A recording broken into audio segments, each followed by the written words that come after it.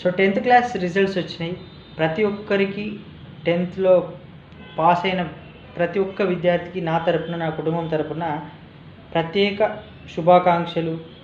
వాళ్ళ చదువు కూడా పైకి ఎదిగి ఇంకా పెద్ద పెద్ద చదువులు చదువుతూ, సో ఎలాంటి చెడు అలవాట్లకు దగ్గర కాకుండా పేరెంట్స్కి రెస్పెక్ట్ ఇస్తూ పైకి రావాలని నేను కూడా కోరుకుంటున్నాను.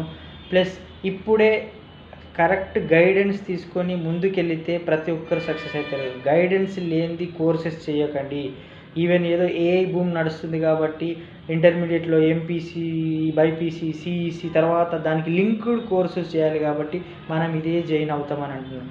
ఏదైతే ఫ్యూచర్లో ఏఐకి సంబంధించి నా ఉద్దేశం చెప్తున్నాను, ఏఐకి సంబంధించింది ఏఐ ఇంపాక్ట్ కాని కోర్సులు ఉంటాయో అవి చేస్తే బెటర్ అని నేను అనుకుంటున్నాను.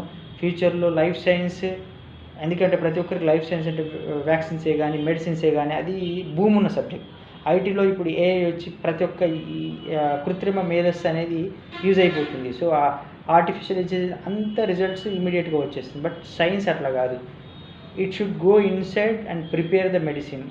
ఇలాంటి కోర్సెస్ ఉంటాయి.